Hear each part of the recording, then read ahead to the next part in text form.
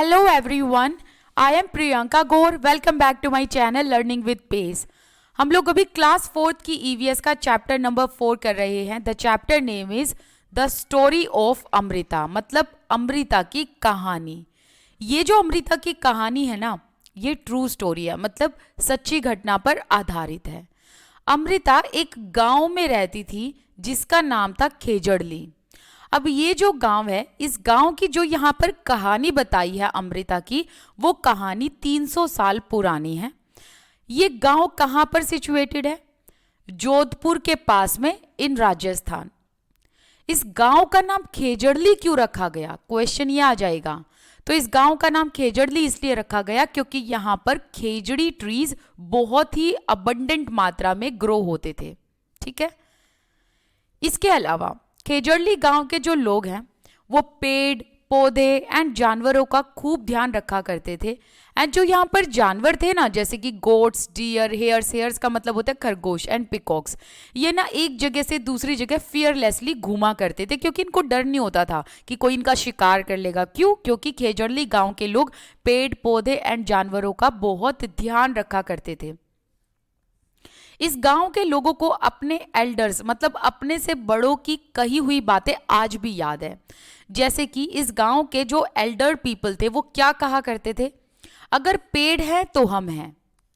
Plants and animals can survive without us but we can not survive without them. That means कि plants and animals, पेड़ पौधे and जानवर हमारे बिना survive कर सकते हैं, बट हम ह्यूमन बींग इनके बिना सर्वाइव नहीं कर सकते. क्योंकि प्लांट से भी हमें बहुत कुछ मिलता है, एनिमल से भी हमें बहुत कुछ मिलता है, राइट. जैसे कि प्लांट से हमें फ्रूट्स मिलते हैं, फूड मिलता है. ठीक है. इसके अलावा औषधियाँ हमें मिलती हैं, मेडिसिन बनती है ना प्लांट से.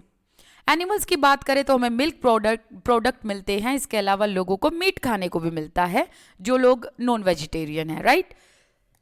अब यहाँ पर टीचर के लिए बताया हुआ है कि टीचर ने ना यहाँ पर जो ये राजस्थान स्टेट की बात की गई है, जो कि बिगेस्ट स्टेट है, इसको ना लोकेट करवाना है मैप पर. इससे होगा ये कि बच्चे ना इससे जो है स्टेट को लेकर रूबरू होंगे, बच्चों को पता चलेगा कि स्टेट होती क्या है. तो बेसिकली हमें बच्चों को कैसे पढ़ाना है? प्लेसेस को मैप पर लोकेट कराना है. आगे यहाँ पर ना एक स्टोरी दी गई है कि ये राजा है, ये अपने दो लकड़हारों को कहता है कि खेजड़ली गांव में जाओ एंड उन पेड़ों को काटो. क्यों? क्योंकि हमें लकड़ियों की ज़रूरत है. अब भाई ये लकड़हारे तो ऑब्वियसली सी बात है राजा की बात मानेंगे, तो ये पेड़ काटने के लिए चले गए.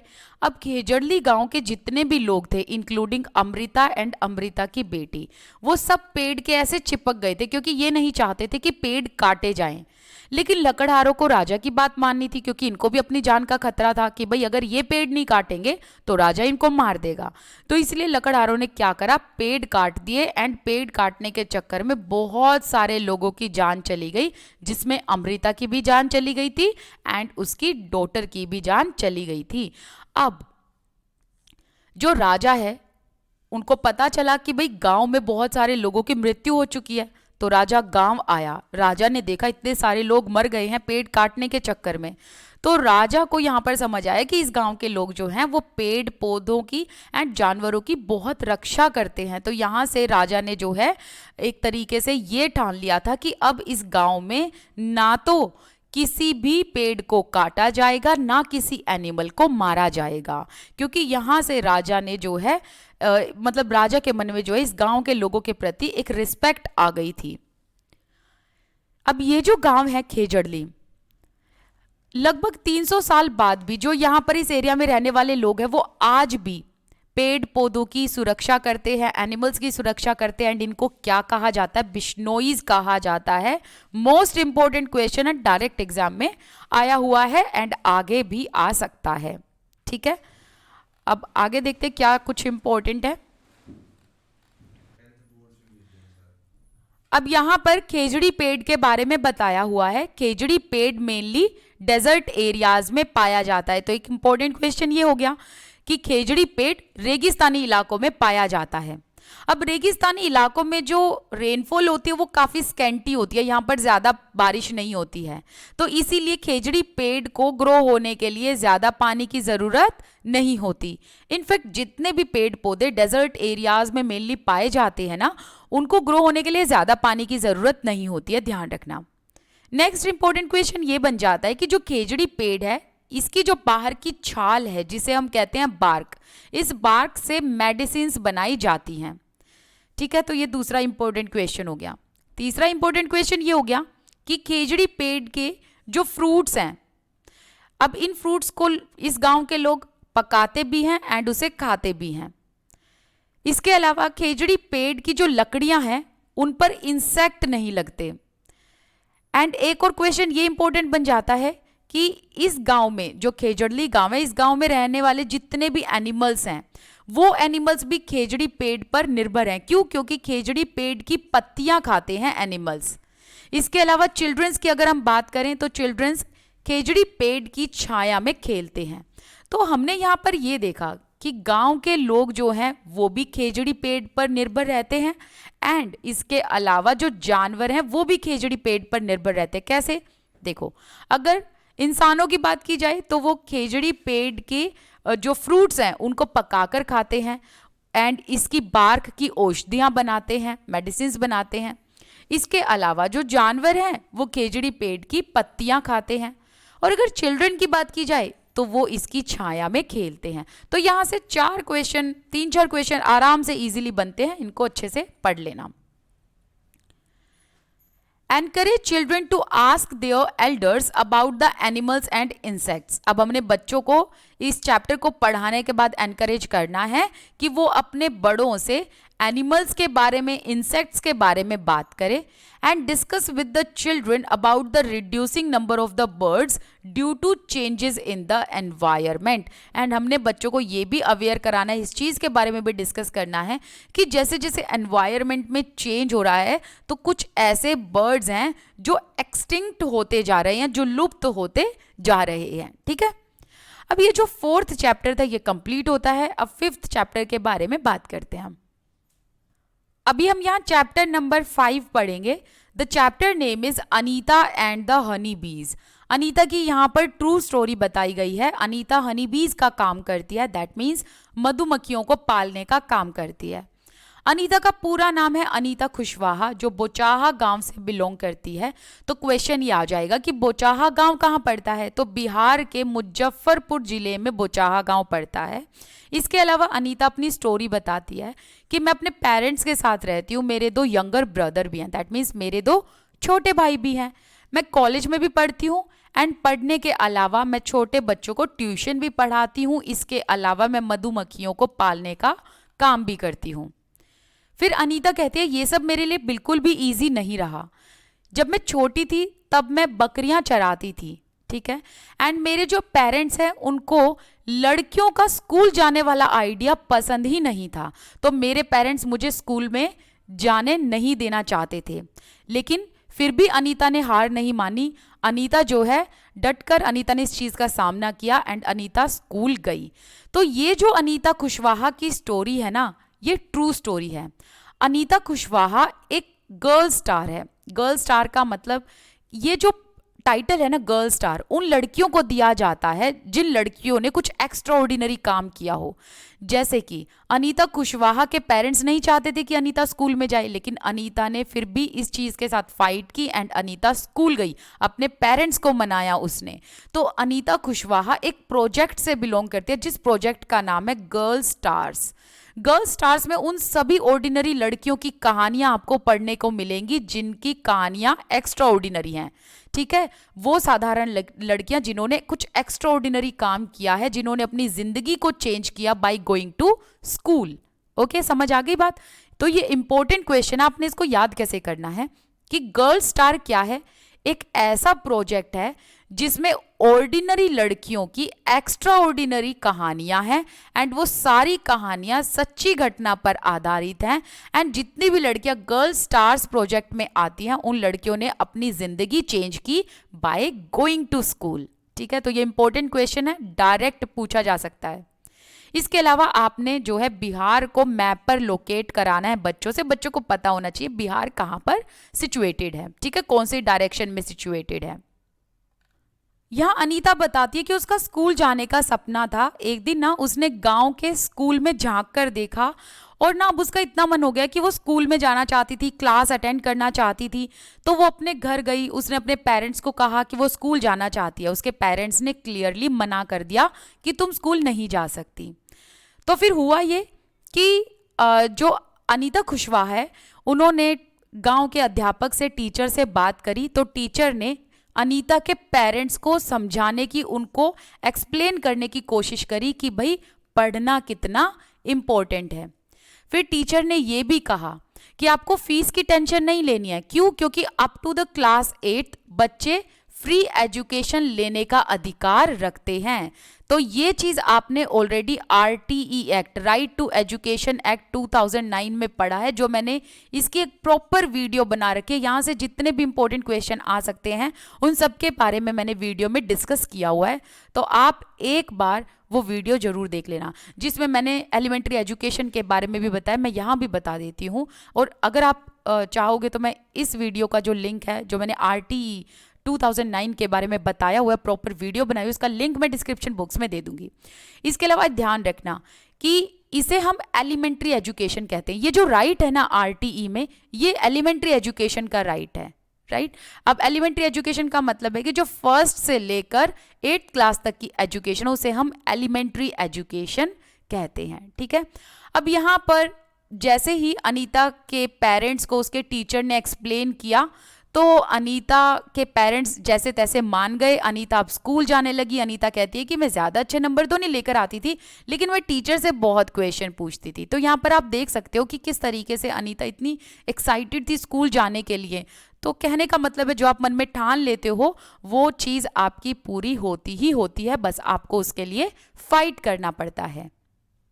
यहाँ पर एक टॉपिक दिया गया डिबेट करने के लिए, we should have uniforms in school, कि क्या हमें स्कूल में यूनिफॉर्म लगानी चाहिए।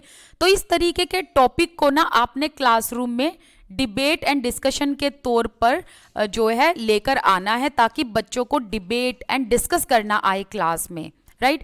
क्योंकि होता ये है कि डिबेट एंड डिस्कशन के टाइम पर बच्चे अलग अलग अपने थॉट्स रखते हैं, एंड बच्चे जब अपने अलग अलग थॉट रखते हैं तो उनका एक्टिव पार्टिसिपेशन तो होता ही है, इसके अलावा उनकी ब्रेन स्टॉर्मिंग भी होती है, राइट। यहाँ पर अनीता कुशवाहा ने अपनी एक प्यारी सी मेमोरी बताई है, हालांकि ये एग्जाम में नहीं आएगी, बट अगर आप पढ़ना चाहते हो तो मैं थोड़ा सा ऊपर से बता देती हूँ।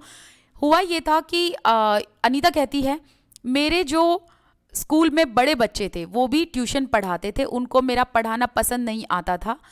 तो हुआ ये कि उन्होंने मेरे ट्यूशन में आने वाले जितने भी बच्चे थे उनको डराना धमकाना शुरू कर दिया। तो सभी बच्चों में से 2 बच्चे ऐसे थे जो अब मेरे पास ट्यूशन पढ़ने आने लगे, एंड सब ने मेरे पास ट्यूशन पढ़ना बंद कर दिया। लेकिन धीरे धीरे ये हुआ कि सभी बच्चे मेरे पास वापस आ गए थे ट्यूशन पढ़ने। क्यों? क्योंकि मैं उनको लव एंड केयर, बिल्कुल प्यार के साथ मैं उनको पढ़ाती थी। Debate helps children look at any issue from different angles. तो आपने ना यहाँ पर डिबेट का मतलब बच्चों को समझाना है, बताना है कि डिबेट क्या होता है। Basically it's healthy conversation, healthy discussion. तो इसमें होता ये कि एक इशू पर आप अलग अलग एंगल से बात कर सकते हो, है ना।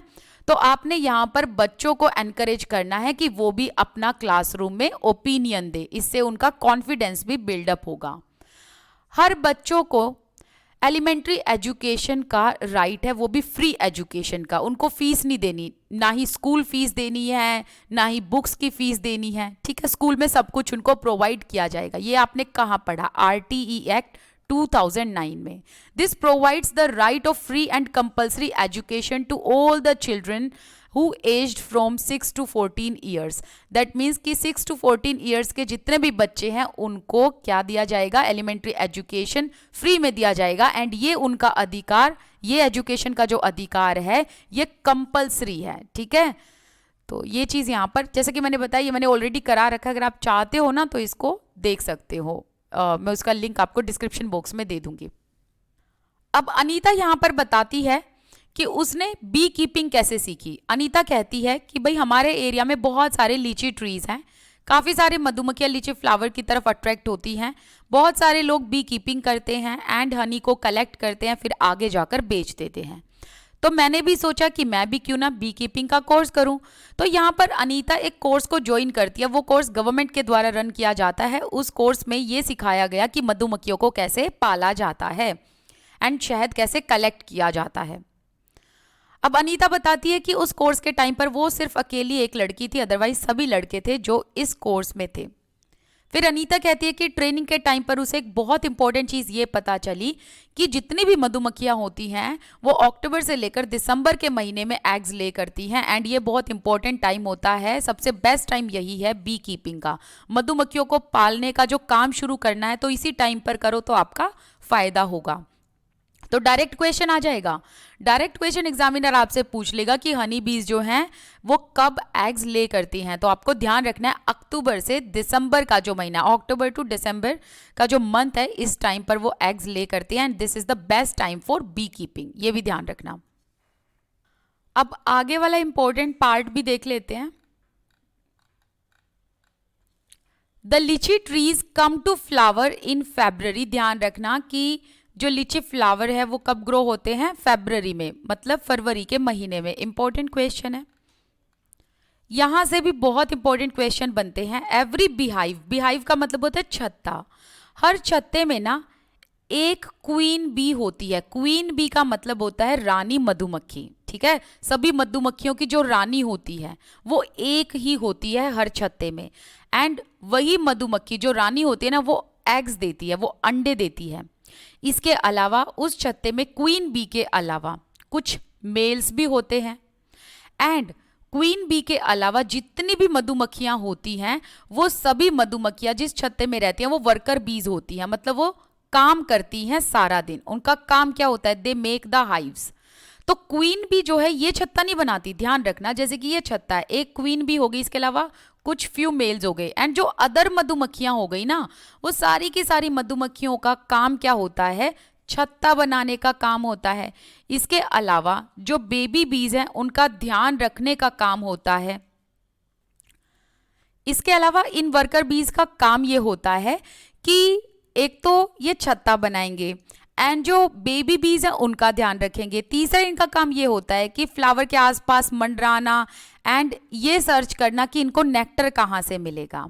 फिर ये नेक्टर को कलेक्ट करते हैं शहद के लिए and when one Bs finds flower with nectar, अगर किसी एक मधुमक्खी को ऐसा फ्लावर मिल गया जहां पर उनको नेक्टर मिल सकता है तो अब वो एक अलग तरीके का, स्पेशल तरीके का डांस करती है ताकि उस छत्ते में रहने वाली जितनी भी वर्कर बीज हैं वो उस डांस को देखकर समझ जाती हैं कि हाँ भाई यहाँ पर उन सभी को नेक्टर मिल जाएगा।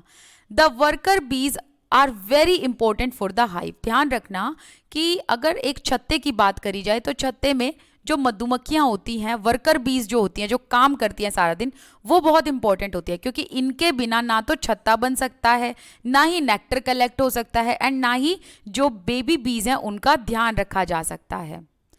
ऑल बीज in the hive would go hungry. इसके अलावा अगर वर्कर बी नहीं होंगे तो जितने भी बेबी बीज होंगे एंड जितने भी और मधुमक्खियां होंगे छत्ते में वो सब भूखे मर जाएंगे। एंड एक चीज और ध्यान रखना, मधुमक्खियों के अलावा अगर हम मेल बीज की बात करें तो इनका कोई स्पेशल रोल नहीं होता है काम में, ये ज्यादा कुछ काम नहीं होता है इनका, ठीक है। इसके अलावा एक चीज ये भी ध्यान रखना कि मधुमक्खियों के साथ साथ एंड्स, दैट मीन्स चींटियां, ये भी एक साथ रहती हैं, एक साथ मिलकर काम करती हैं जैसे कि मधुमक्खियां।